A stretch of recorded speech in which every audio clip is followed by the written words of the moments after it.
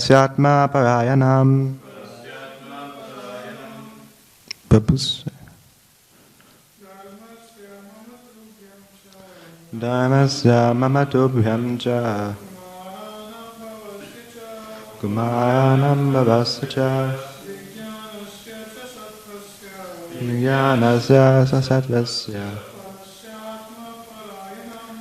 Syatma Parayanam.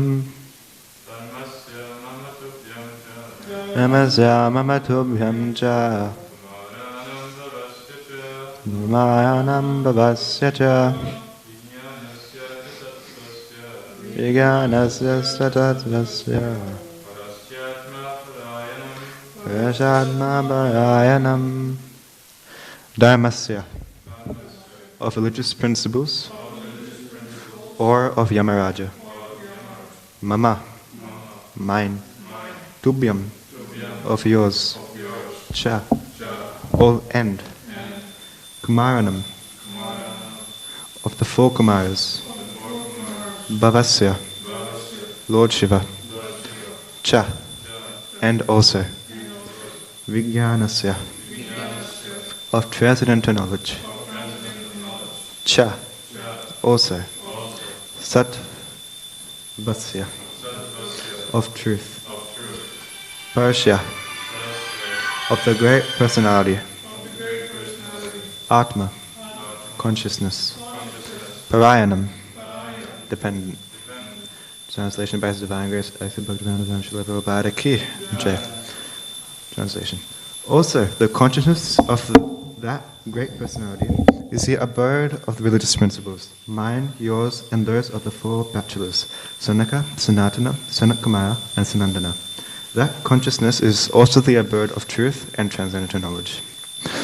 Om Jnana Timidandasya Jnanajana Shalakaya Chakshurunmilitam Yena Tasmai Shri Gurave Namaha Shri Chaitanya Manobishtam Stapitam Yena Bhutale Swayam Upakadamayam Dadati Swapadantikam Vandeham Shri Gurum Shri Yuttapadakamalam Shri Guru Navaishnavamsya Shri Rupam Sagajatam Sahagana Raghunatham Vidam Tam Sajivam Sadvetam Savadutam Bharjana Sahitam Shri Krishna Chaitanya Devam Shri Radha Krishna Padam Sahagana Lalita Shri Vishakhan Vidamsya He Krishna Karuna Sindhu Dina Bandhu Jagatpate Gopesha Gopika Kanta Radha Kanta Namosute Tapta Kanchana Vorangi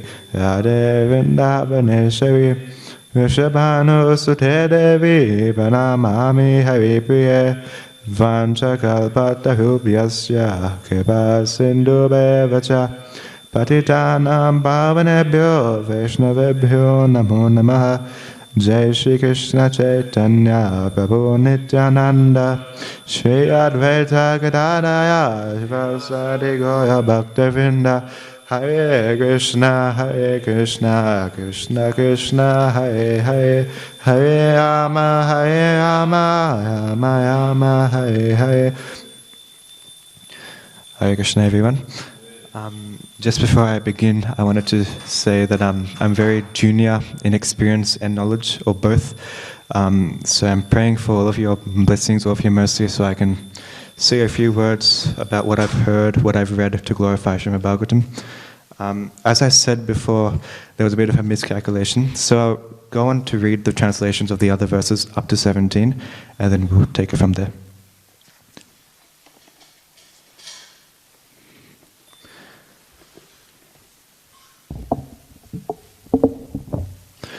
Beginning from me, Brahma, down to you, and Bhava, Shiva, all the great sages who are born before you, the demigods, the demons, the nagas, the human beings, the birds, the beasts, as well as the reptiles, etc., and all phenomenal manifestations of the universes, namely the planets, stars, asteroids, luminaries, lightning, thunder, and the inhabitants of the different planetary systems, namely the Gandharvas, Apsaras, Yakshas, Rakshas, Bhutaganas, Uragas, Pashus, Pitas, Siddhas, Vidyadharas, Charanas, and all other different varieties of living entities, including the birds, beasts, trees, and everything that be, are all covered by the universal form of the Lord at all times, namely past, present, and future, although he is transcendental to all of them, eternally existing in a form not exceeding 9 inches. Okay, so the translation for text 17. The sun illuminates both internally and externally by expanding its radiation. Similarly, the personality of Godhead, by expanding his universal form, maintains everything in the creation, both internally and externally. So, just a humble request, if you could please read the purport for text 13 to 16, because time is running short. So I'll read the purport for text 17, and then we'll take it from there. Purport. The universal form of the Lord, or the impersonal feature of the Lord, known as Brahmajyoti, is clearly explained here and compared to the radiation of the sun. The sunshine may expand all over the universe, but Surya, the source of the sunshine, namely the sun planet, or the deity known as Surya Narayan, is the basis of such radiation. Similarly, the Supreme Personality of Godhead, Lord Krishna, is the basis of the impersonal Brahmajyoti radiation, or the impersonal feature of the Lord. This is confirmed in the Bhagavad Gita 14.27. So the universal form of the Lord is a secondary imagination for the impersonal form of the Lord. But the primary form of the Lord is Shyamasundara, with 2 hands playing on his eternal fruit. 75% of the expansive radiation of the Lord is manifested in the spiritual sky, Tripad Vibhuti, and 25% of his personal radiation comprehends the entire expansion of the material universes. This is also explained and stated in the Bhagavad Gita 10.42.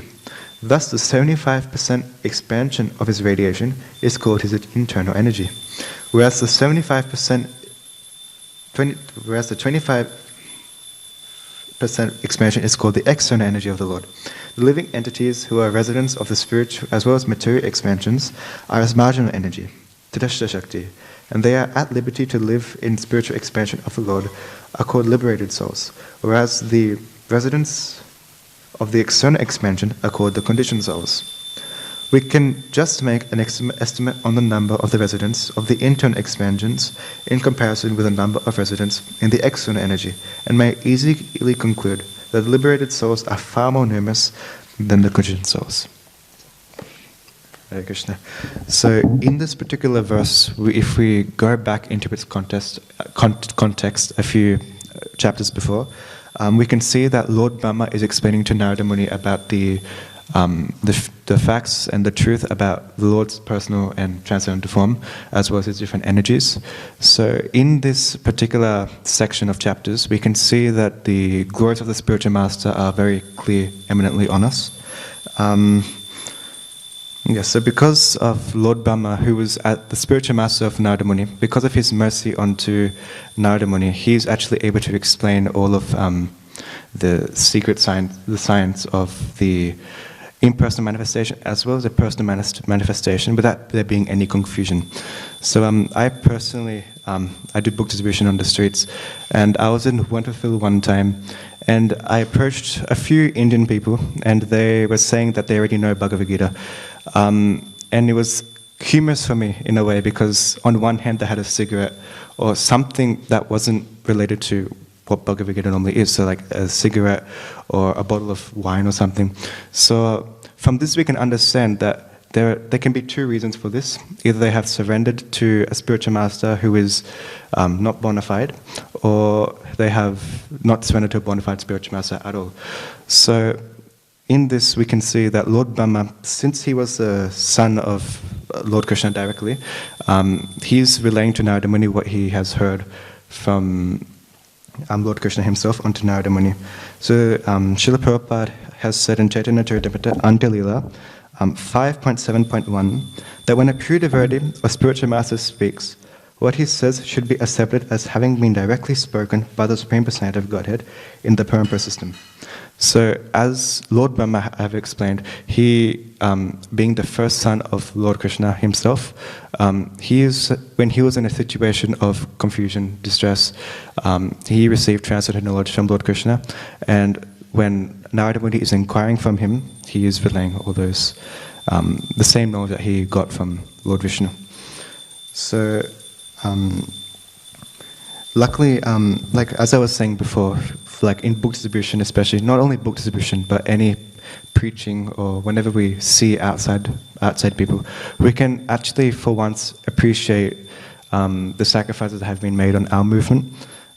Because in the Brahma Madhva Gaudiya Vaishnava Sampradaya, there is no confusion or there is no false interpretation on what the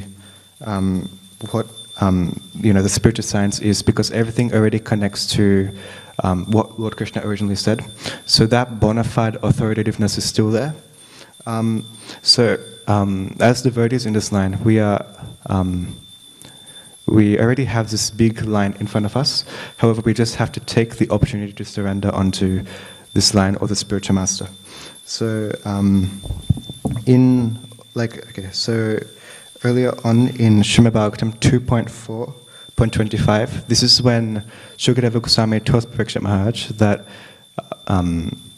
Narada Muni actually inquires to Lord Brahma about the spiritual, asking about the Lord's personal energies and impersonal energies.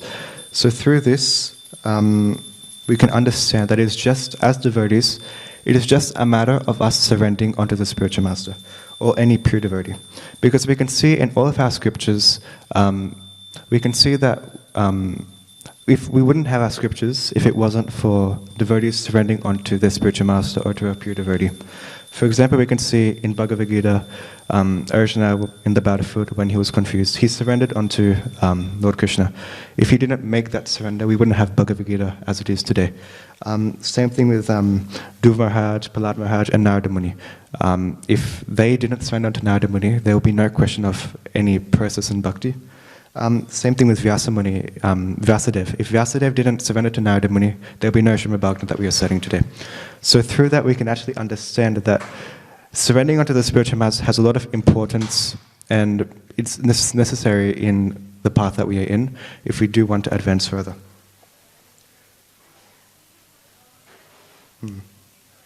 So because of the spiritual master's importance in our path, we have to understand that we have to appreciate the importance and respect him as so.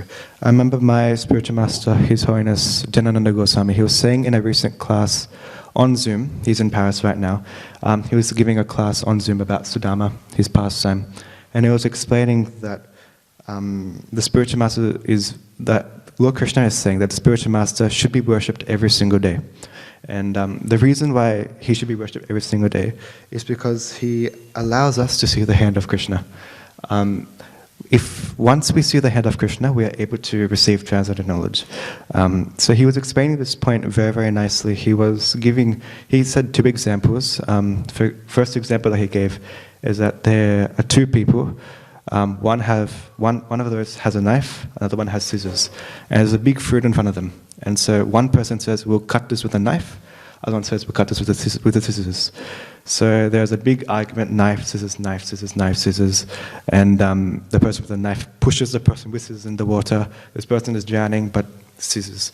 So that is how conflict actually arises when we do not see the hand of Krishna, and instead we are with our own interpretations, own knowledge, so to speak, our limited knowledge. We're not able to gain transcendental knowledge in this way. However, he also gave another example that is given in our Shastras, how there's a story of how there was this big gathering of different Brahmanas, learned scholars, and what they were around this tree. And they were making big philosophical arguments, saying this should be like this, that should be like that. And all of a sudden, out of nowhere, a fruit falls down from the tree that they were around, and a bird starts flying across. So all these philosophers, they started going into a big argument. Why did this fruit fall down? One person said the crow flew off the tree, that's why it fell down. Another person said, no, it's because of the wind. So there were so many reasons, and then out of nowhere pretty much, this devotee comes. He passes all of these philosophers, and then he just picks up the fruit, and then he offers it to Lord Krishna. Cuts it up, offers it to Lord Krishna. So from this we can understand that because the the pure devotee of the Lord, he sees everything in connection to Krishna. Because he sees everything in connection to Krishna, he's able to gain that transcendental knowledge and able to understand the differences between impersonal and personal, the energies. Because we firstly we surrender to the spiritual master, but secondly, by the mercy of the spiritual master, we are able to then see Lord Krishna's hand in everything. So then Maharaj was going on to this point, and he was saying that we are happy only because of the spiritual master. So basically, as I was saying before, we have no place in this path if it wasn't for the spiritual master. So going on to this verse now, Lord Brahma is explaining what causes most confusion to to Narada Muni in the most simplest way. So in the translation and the purport for text 17, he's given the example of the sun radiation, and how the sun and the sun's radiation, the rays are different. So this example of the sun and the sun rays is given very commonly in a lot of our scriptures. For example, the introduction to Bhagavad Gita, Srila Prabhupada does make a reference to the Brahma Sutra, where it says that the sun rays and the sunshine are completely different. Even though they are the same, they're still different. Same thing all throughout Srimad Bhagavatam. I've got quotes here. For example, 1.2.11, it says a similar thing, and Srimad Bhagavatam 1.8.15. So what we can understand through this is that all of our acharyas have made this point that I'll just say one, for example, Srimad Bhagavatam 1.2.11, the purport. Srila Prabhupada says, the impersonal Brahman is the glowing effulgence of the personality of Godhead, just as the sun rays are to the sun god. So the sun is, I'll explain this in a bit more detail, the sun is the lord of all the sun rays. It's basically our necessity for life.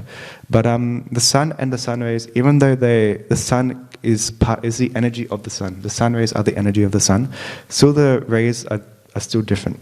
They're not the full form of the sun. So what we can understand is that, going back to my point of parampara, the bona fide, how the spiritual master has to be bona fide. In all of these references, we can see that the first example of this analogy being given is when Lord Brahma said it to Narada Muni.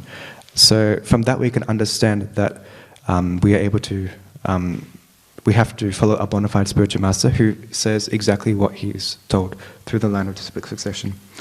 So through this example, we can understand, as said in the purport, that there are two categories of the Supreme Lord. First is the secondary form, which is a universal form, and the other one is the primary form.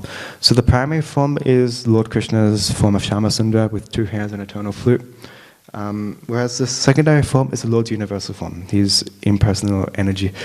So from the primary form, the difference between the primary form and the secondary form is that with the primary form, with the Lord's personal form, we can experience transcendental bliss. It is not that easy to obtain the Lord's transcendental form, and our goal is simply to reach Krishna directly. However, if we do follow the secondary form, if we worship the secondary form, the personal form, then it doesn't provide the same level of bliss. It's very, very difficult in birth as it is, as well as practically. I'll go into this in a bit more detail, but Srila Prabhupada, I was listening to a class just on the way here. He was giving in Los Angeles, I think, in 1972. He was saying that the universal form doesn't provide. No, he was saying you cannot worship the gigantic universal form of the Lord. Instead, you can worship the deity form of the Lord. So Srila Prabhupada, he was saying in that particular class that with the Lord's universal form, we cannot worship it practically, because he was saying that if we, instead of Vadagopina, if we had the big universal form on the altar, he said, where are you going to get all the clothes? You have to get you have to get all the factories to make all the clothes. How are you going to cook for the universal form? Because of the universal form, he eats a lot, but like he eats a lot. he eats a lot. You get the point. But in Bhagavad Gita, it also says, when Arjuna sees the universal form in chapter 11, he sees that in the universal form, he actually has so many living beings stuck into his teeth, in his jaws. So how can we offer that to the universal form? So Srila Prabhupada, he is saying that instead of worshipping the universal form, Krishna has appeared in his deity form, where we can worship him directly, according to our own means. So Krishna is very, very simple in his form. We don't have to offer anything too ambitious. We can worship him to our means. So worshipping the impersonal form of the Lord is also very, very dangerous, as I said before. A reference of this is Bhagavad Gita 12.5. We all may be familiar with this verse. Klesha dikataras desham avakta jata setasam avakta higate dukam dehavadbe avapyate. So in this verse, Lord Krishna is saying that for those whose minds are attached to the unmanifested impersonal feature of the Lord, advancement is very troublesome. To make progress in that discipline is always difficult for those who are embodied. So, as he says in this translation, the Lord's form, it is not appropriate for us to approach that impersonal form in our own embodied state. We are conditioned souls, we are still in our material body. It is not appropriate for us to go to meditate on the impersonal form of the Lord. And the reason for this is because in the purport, Srila Prabhupada uses two very, very important words. He says the path is inconceivable and unmanifested. So the universal form, personally, I cannot conceive the universal form as it is. Like the universal form, it's big, it's gigantic, it consists of all of the universes. And at the same time, it is also unmanifested. So in it being unmanifested that meaning that we cannot directly understand the impersonal form through our own sense perception. We have to use our imagination in that situation, because the impersonal form, it's not manifested entirely before us. It is just a state of mental imagination. So Srila Prabhupada gave an example in this verse in the purport, just like for a post box, for example. A crude example was a post box. When we post the letters, we have to go to the authority post boxes. There were those that are approved by the authority, those who will actually take our letters to the right destination. However, if we see this random box on the street, it can be old, it can be unauthorized, someone might just put it there. If we put the letter into the post box, it cannot reach its destination. Even though it is still a box, it won't take the letter to the right destination because it is not authorized. So he is saying that, Srila Prabhupada is saying that in our current age, Kali Yuga, we were not supposed to follow this path, especially in this current age. We're not supposed to follow the impersonal path of the Lord. And from this we can understand that Srila Prabhupada is so merciful to us that he has actually given us his own deity form as Shri Radha Gopinath. Even in most of the devotees' homes, they have the deities as well, where we can actually meditate on the Lord's personal feature. Just an example, like for me personally, like I'm a boy, but like if someone would come and tell me that, oh, there is this girl, very, very beautiful and everything, I'm not suggesting anything, but if a person says this girl is very, very beautiful, just by them telling me, I can't marry that person through my own imagination. I won't be able to go to that extent through my own imagination. I hope that doesn't happen anyway. But the fact of the matter is that from our imagination, we cannot do much. Of course, in devotional service, it is different. In devotional service, we do have the capacity to do service to the Lord. If we are unable to do service in our current situation, we can use our imagination. But for the impersonal form, it is different. Because the impersonal form, it's firstly, it is unmanifested before us. Secondly, there's a lot of confusion and it's not visible before us. We are not able to comprehend. It is not visible to us to the extent that it is beyond our conception, beyond what our senses can perceive. So, because we are restricted by our senses, we are not able to understand that deeply. So, in Srimad Bhagavatam, as I was saying before, Srila Prabhupada is very merciful to us, that he's given us the deity form that we can worship, we can meditate on. Srila Prabhupada said in Srimad Bhagavatam 6.13.31, Srila Prabhupada says that if one regularly sees the Supreme Personality of Godhead in the temple, one will gradually be disinfected of all material desires simply by visiting the temple regularly and seeing the deity. Yeah, I'll repeat it again. If one regularly sees the Supreme Personality of Godhead in the temple, one will gradually be disinfected of all material desires simply by visiting the temple and seeing the deity. So from this we can understand that the Lord is so merciful to us. Srila Prabhupada is so merciful to us. We do not have to use our imagination to see the Lord. He's given us His own deity form that we can meditate on.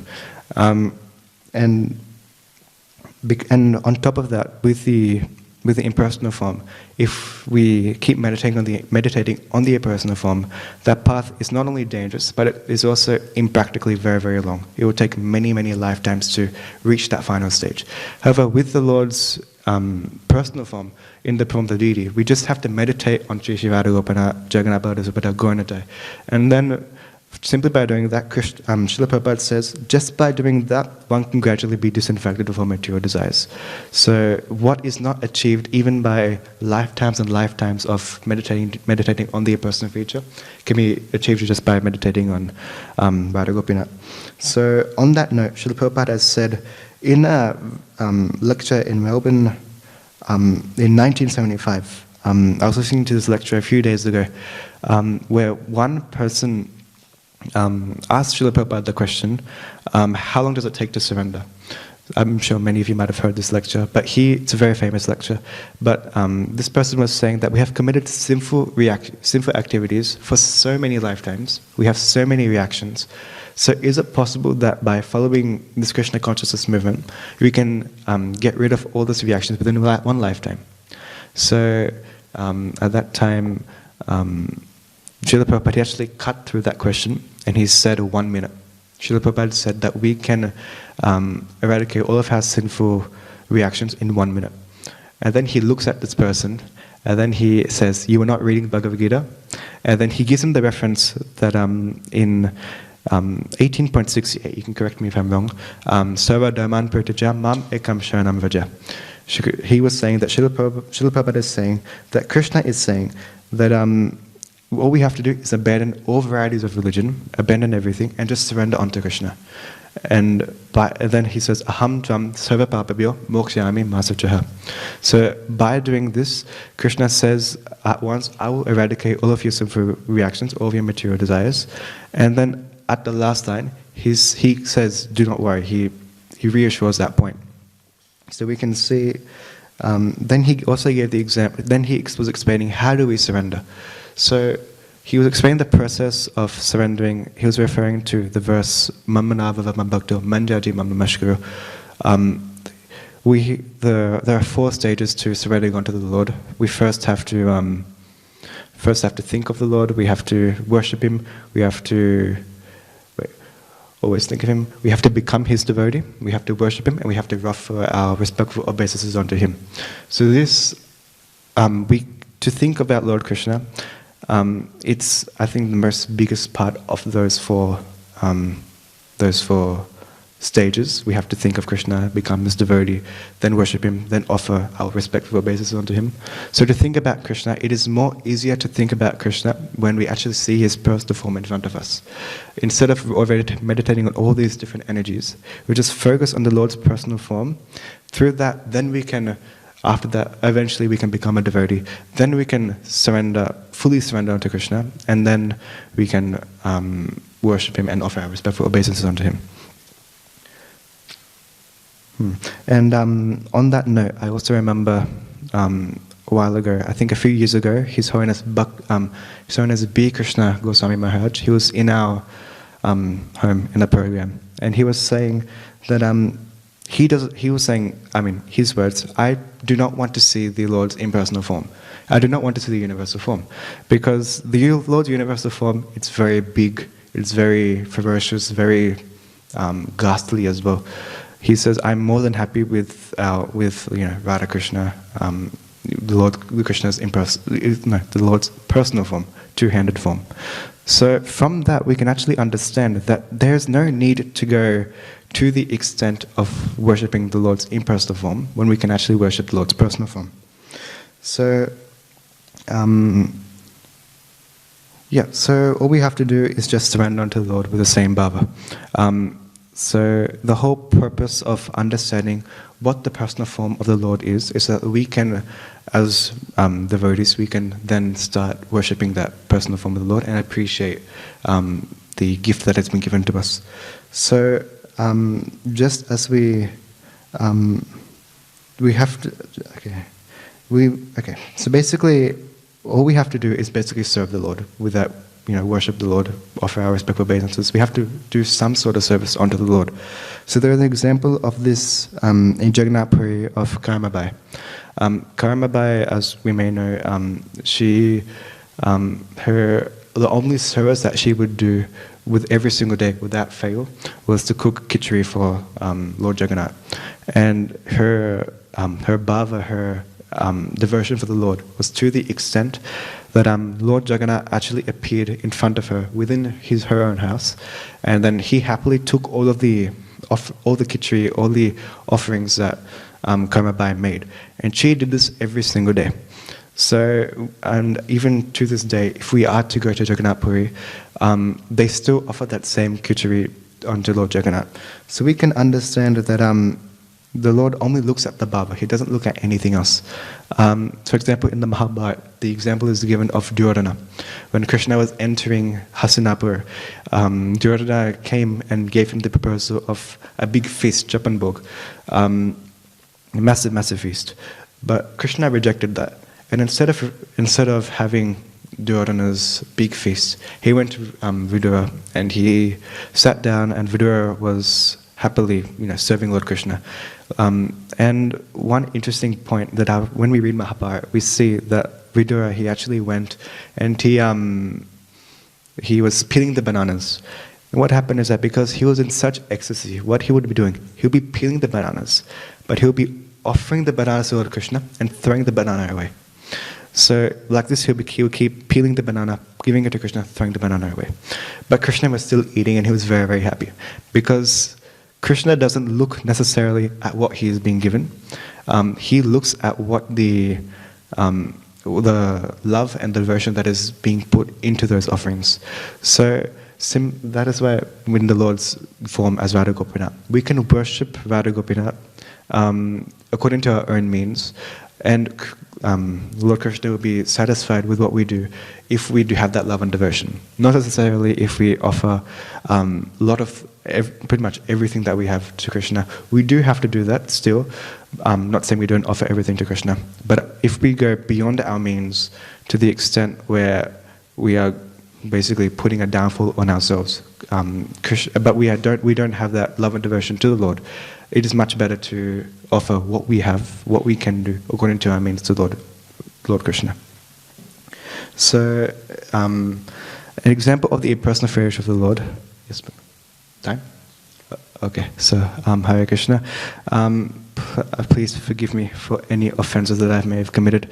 I did come to this class. As I said earlier on, there was a bit of a miscalculation of the verses. So please forgive me. For most of you, I'm like your son, your younger brother, your older brother, I don't know. But to all those, thank you very much for giving me this opportunity. Krishna willing, I can hopefully improve and be more of a service to the Lordships. Hare Krishna, Shri Shri Radha Gopinath ki, Shri Shri Jagannath Baladeswara Maharani ki, Srila Prabhupada ki, Srila Gurudeva ki, His Holiness Bhakti Char Maharaj ki, Nitai Gaur Premanande. Srila Prabhupada ki.